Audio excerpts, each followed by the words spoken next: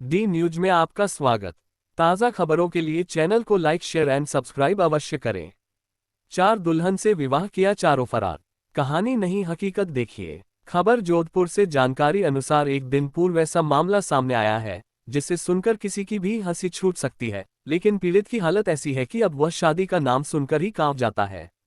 कहानी शुरू होती है विजेंद्र भारती से। लंबे समय से कुंवारा चल रहा युवक जो अब तक अपने अकेलेपन से निपट नहीं पाया था, लेकिन फिर एक दिन अचानक उसके पड़ोसी फरिश्ता बनकर आए और बोले, तेरी शादी हम करवाएंगे, बस थोड़ा भरोसा और थोड़ा पैसा दे। विजेंद्र को क्या पता था कि ये भरोसा उसका सबसे बड़ा नुकसान बन जाएगा और ये पड़ोसी फरिश्ते नहीं, स्कैम के प्लानर हैं। फिर क्या था। पहली शादी हुई, मंडप सजा, बैंड बाजा बजे, बारात चढ़ी और जैसे ही दुल्हन बस से उतरी, वो बस में ही दोबारा चढ़कर रफू चक्कर हो गई। विजेंद्र को लगा कि चलो एक बार की बात है, गलती हो गई होगी।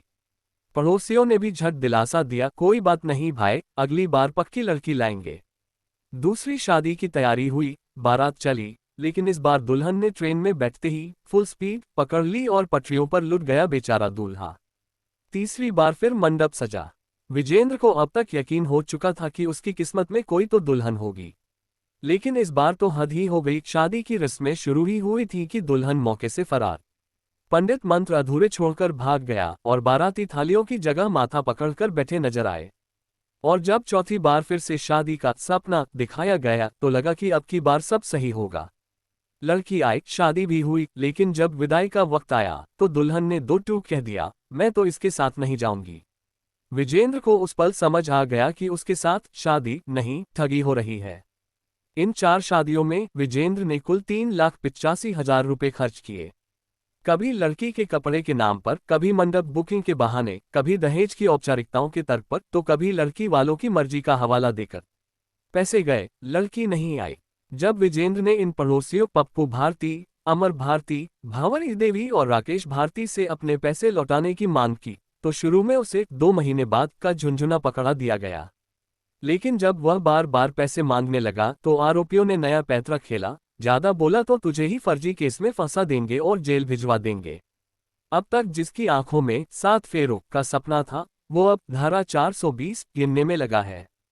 4 बार ब्याह रचाने के बाद भी ना घर बसा, ना दिल को सुकून मिला। अंत में ठगी का शिकार बना ये बेचारा दूल्हा पुलिस की चौखट पर पहुंचा और लूनी थाने में अपने ही 4 पड़ोसियों के खिलाफ मामला दर्ज करवा दिया। इस केस में सबसे मजेदार बात यह है कि लुटेरी दुल्हनें तो खबरों में खूब आती हैं, लेकिन लुटेरे पड़ोसी पहली बार स्क्रिप्ट लिख रहे हैं। शादी के नाम पर ऐसा फुल प्लान बनाया कि 4 बार विदाई की उम्मीद लेकर बैठा दूल्हा हर बार खुद ही लौट गया, वो भी खाली हाथ। अब मामला पुलिस के हाथ में है और विजेंद्र को इंसाफ की उम्मीद है। लेकिन अगली बार कोई भी कुंवारे युवक को शादी कराने की बात करे तो वह पहले आधार वेरिफिकेशन जरूर करवा ले, नहीं तो शादी का मंडप कभी भी स्कैम का मंच बन सकता है।